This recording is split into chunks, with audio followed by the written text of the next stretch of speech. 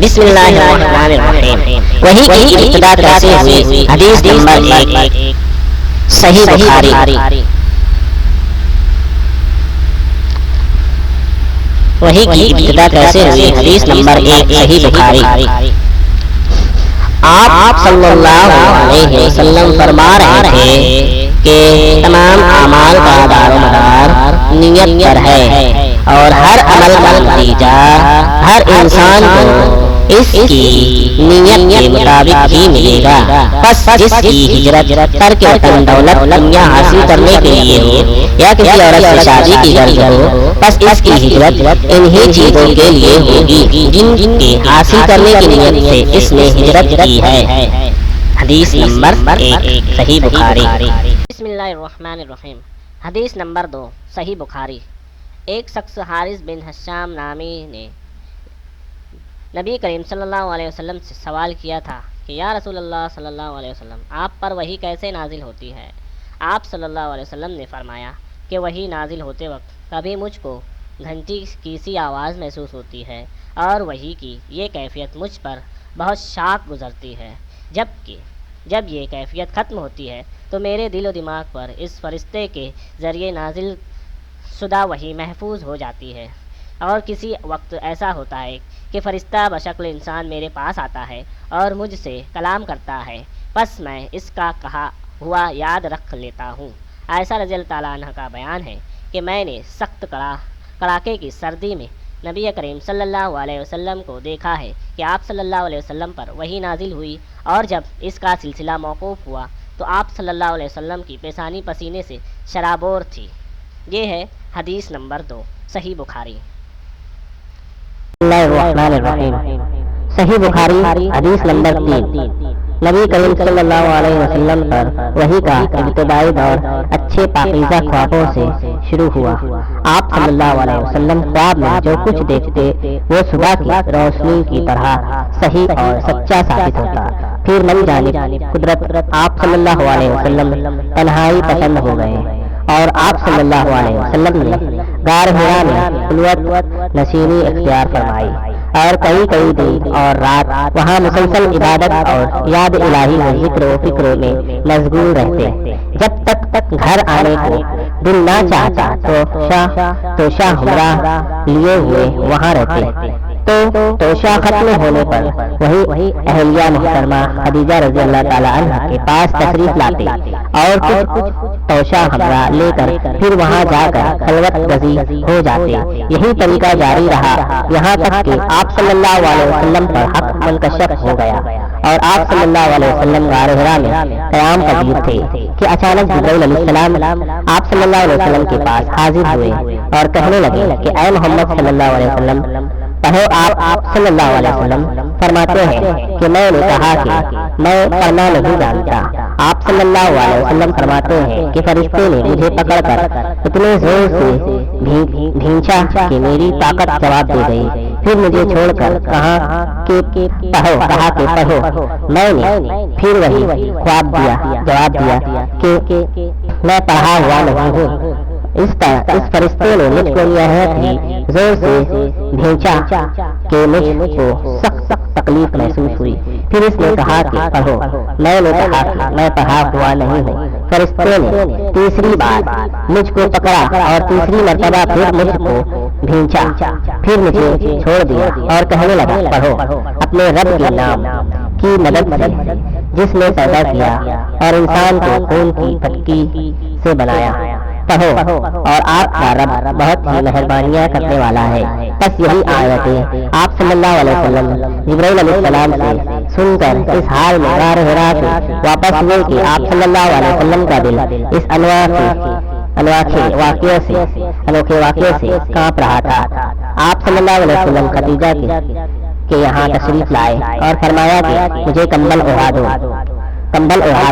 لوگوں نے آپ صلی اللہ علیہ وسلم کو کمبل اڑایا۔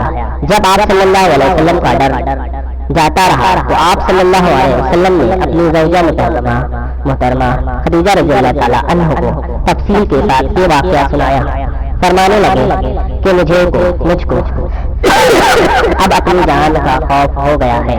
آپ صلی اللہ علیہ وسلم کی اہلیہ محترمہ خدیجہ رضی اللہ تعالیٰ عنہ نے آپ صلی اللہ علیہ وسلم کی دھاڑ سن کر دہاڑ بند آئی اور کہا کہ آپ کا خیال صحیح نہیں ہے، اللہ کی قسم آپ کو اللہ کبھی رسوا نہیں کرے گا، آپ تو اخلاق فاصلہ کے مالک ہیں، آپ تو کمبل پرور ہیں، بے کسوں کا بوجھ اپنے سر پر رکھ لیتے ہیں، مفلسوں کے لیے آپ کماتے ہیں، مہمان نوازی میں آپ بے مثال ہیں، اور مشکل وقت میں آپ امر حق کا ساتھ دیتے ہیں، ایسے اوصاف حسنہ والا انسان یوں بے وقت ذلت و خواری کی موت نہیں پا سکتا۔ پھر مزید تسلی کے لیے خدیجہ رضی اللہ تعالی عنہ آپ صلی اللہ علیہ وسلم کو ورقہ بن نوفل کے پاس لے گئی۔ جوان ان کے چچا زاد بھائی تھے اور زمانہ جاہلیت میں نصرانی مذہب اختیار کر چکے تھے اور عبرانی زبان کے کاتب تھے، چنانچہ انجیل کو بھی حسب منشاء خداوندی عبرانی زبان میں لکھا کرتے تھے۔ انجیل سریانی زبان میں نازل ہوئی تھی، پھر اس کا ترجمہ عبرانی زبان میں ہوا۔ ورقہ اسی کو لکھتے تھے، وہ بہت بوڑھے ہو گئے تھے، یہاں تک کہ ان کی بینائی بھی رخصت ہو چکی تھی۔ خدیجہ رضی اللہ تعالی عنہ نے ان کے سامنے آپ صلی اللہ علیہ وسلم کے حالات بیان کیے اور کہا کہ اے چچا زاد بھائی اور بھتیجے، محمد صلی اللہ علیہ وسلم کی زبان ذرا ان کی کیفیت سن لیجیے۔ وہ بولے کہ بھتیجے، آپ نے جو کچھ دیکھا ہے اس کی تفصیل سناؤ۔ چنانچہ آپ صلی اللہ علیہ وسلم نے از اول تا آخر پورا واقعہ سنایا، جسے سن کر ورقہ بے اختیار ہو کر بول اٹھے کہ یہ تو وہی ناموس معزز راز دان فرشتہ ہے جسے اللہ نے موسیٰ علیہ السلام پر وحی دے کر بھیجا تھا۔ کاش میں آپ کے اس عہد نبوت کے شروع ہونے پر جوان عمر ہوتا، کاش میں اس وقت تک زندہ رہتا جبکہ آپ کی قوم آپ کو اس شہر سے نکال دے گی۔ رسول اللہ صلی اللہ علیہ وسلم نے سن کر تعجب سے پوچھا کہ کیا وہ لوگ مجھ کو نکال دیں گے، حالات کہ میں تو ان کے صادق و امین مقبول ہوں۔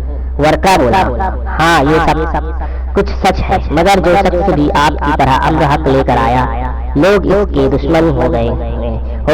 اگر مجھے آپ کی نبوت کا وہ زمانہ مل جائے تو میں آپ کی پوری مدد کروں گا۔ مگر ورقہ کچھ دنوں کے بعد انتقال کر گئے، پھر کچھ عرصے تک وحی کی آمد موقوف رہی صلی اللہ علیہ وسلم۔ اس طرح کی حدیث سننے کے لیے ہمارے چینل کو سبسکرائب کریں۔ بسم اللہ الرحمن الرحیم۔ صحیح بخاری حدیث نمبر 4۔ آپ صلی اللہ علیہ وسلم نے وحی کے رک جانے کے زمانے کے حالات بیان فرماتے ہوئے کہا کہ ایک روز میں چلا جا رہا تھا کہ اچانک میں نے آسمان کی طرف ایک آواز سنی اور میں نے اپنا سر آسمان کی طرف اٹھایا، کیا دیکھتا ہوں کہ وہی فرشتہ جو میرے پاس غار حرا میں آیا تھا وہ آج آسمان و زمین کے بیچ میں ایک رسی پر بیٹھا ہوا ہے۔ میں اس سے ڈر گیا اور گھر آنے پر میں نے یہ کمبل اوڑھنے کی خواہش ظاہر کی۔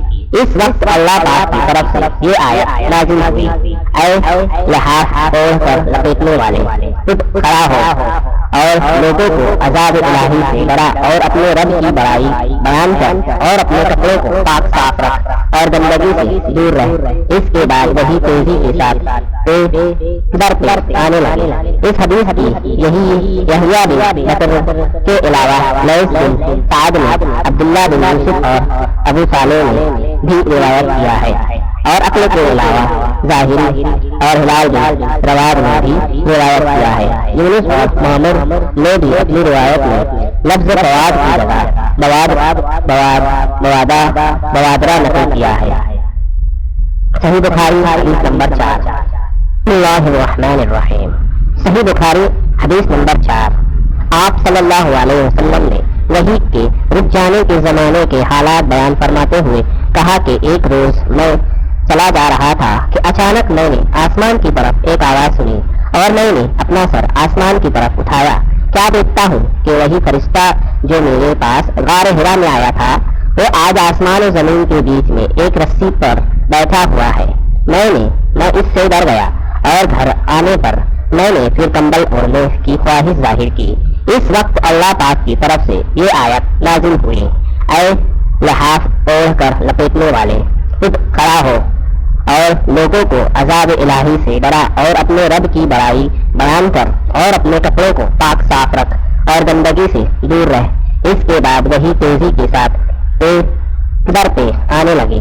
اس حدیث کی یحییٰ بن بکر کے علاوہ لیث بن سعد نے عبداللہ بن یوسف اور ابو صالح نے بھی روایت کیا ہے، اور عقل کے علاوہ ظاہری اور ہلال بن رواد نے بھی روایت کیا ہے۔ یونس اور معمر نے بھی اپنی روایت میں لفظ فواد کی جگہ بوادرہ نقل کیا ہے۔ صحیح بخاری حدیث نمبر 4۔ بسم اللہ الرحمن الرحیم۔ صحیح بخاری حدیث نمبر 4۔ آپ صلی اللہ علیہ وسلم نے وحی کے رک جانے کے زمانے کے حالات بیان فرماتے ہوئے کہا کہ ایک روز میں چلا جا رہا تھا کہ اچانک میں نے آسمان کی طرف ایک آواز سنی اور میں نے اپنا سر آسمان کی طرف اٹھایا، کیا دیکھتا ہوں کہ وہی فرشتہ جو میرے پاس غار حرا میں آیا تھا وہ آج آسمان و زمین کے بیچ میں ایک رسی پر بیٹھا ہوا ہے۔ میں اس سے ڈر گیا اور گھر آنے پر میں نے یہ کمبل اوڑھنے کی خواہش ظاہر کی۔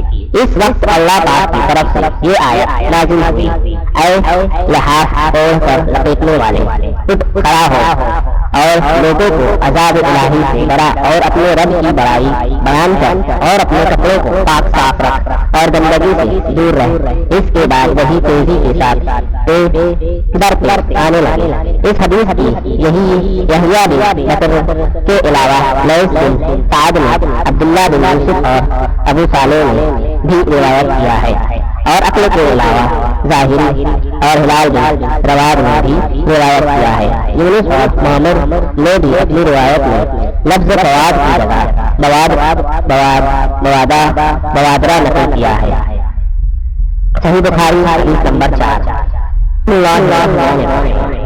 صحیح بخاری حدیث نمبر 4۔ آپ صلی اللہ علیہ وسلم نے وحی رک جانے کے زمانے کے حالات بیان فرماتے ہوئے کہا کہ ایک روز میں چلا جا رہا تھا کہ اچانک میں نے آسمان کی طرف ایک آواز اور میں اپنا سر آسمان کی طرف اٹھایا، کیا دیکھتا ہوں کہ وہی فرشتہ جو میرے پاس غار حرا میں آیا تھا وہ آج آسمان و زمین کے بیچ میں ایک رسی پر بیٹھا ہوا ہے۔ میں اس سے ڈر گیا اور گھر آنے پر میں نے یہ کمبل اوڑھنے کی خواہش ظاہر کی۔ اس وقت اللہ پاک کی طرف یہ آیت نازل ہوئی، اے لحاف اوڑھ کر لپیٹنے والے، اٹھ کھڑا ہو اور لوگوں کو عذاب الہی سے ڈرا اور اپنے رب کی بڑائی بیان کر اور اپنے کپڑوں کو پاک صاف رکھ اور گندگی سے دور رہ۔ اس کے بعد وہی تیزی کے ساتھ در پر آنے لگے۔ اس حدیث یحییٰ بن بکر کے علاوہ لیث بن سعد نے عبداللہ بن یوسف اور ابو صالح نے بھی روایت کیا ہے، اور عقل کے علاوہ ظاہری اور ہلال بن رواد نے بھی روایت کیا ہے۔ یونس معمر نے بھی اپنی روایت میں لفظ بوادرہ نقل کیا ہے۔ صحیح بخاری حدیث نمبر 4۔ بسم اللہ الرحمن الرحیم۔ صحیح بخاری حدیث نمبر 4۔ آپ صلی اللہ علیہ وسلم نے وحی کے رک جانے کے زمانے کے حالات بیان فرماتے ہوئے کہا کہ ایک روز میں چلا جا رہا تھا کہ اچانک میں نے آسمان کی طرف ایک آواز سنی اور میں نے اپنا سر آسمان کی طرف اٹھایا، کیا دیکھتا ہوں کہ وہی فرشتہ جو میرے پاس غار حرا میں آیا تھا وہ آج آسمان و زمین کے بیچ میں ایک رسی پر بیٹھا ہوا ہے۔ میں اس سے ڈر گیا اور گھر آنے پر میں نے یہ کمبل اوڑھنے کی خواہش ظاہر کی۔ اس وقت اللہ پاک کی طرف سے یہ آیت نازل ہوئی، اے لحاف اوڑھ کر لپیٹنے والے، اٹھ کھڑا ہو اور لوگوں کو عذاب الہی سے ڈرا اور اپنے رب کی بڑائی بیان کر اور اپنے کپڑوں کو پاک صاف رکھ اور گندگی سے دور رہ۔ اس کے بعد وہی تیزی کے ساتھ در پر آنے لگے۔ اس حدیث کی یحییٰ بن بکر کے علاوہ لیث بن سعد نے عبداللہ بن یوسف اور ابو صالح نے بھی روایت کیا ہے، اور عقل کے علاوہ ظاہری اور ہلال بن رواد نے بھی روایت کیا ہے۔ یونس اور معمر نے بھی اپنی روایت میں لفظ فواد کی جگہ بوادرہ نقل کیا ہے۔ صحیح بخاری حدیث نمبر 4۔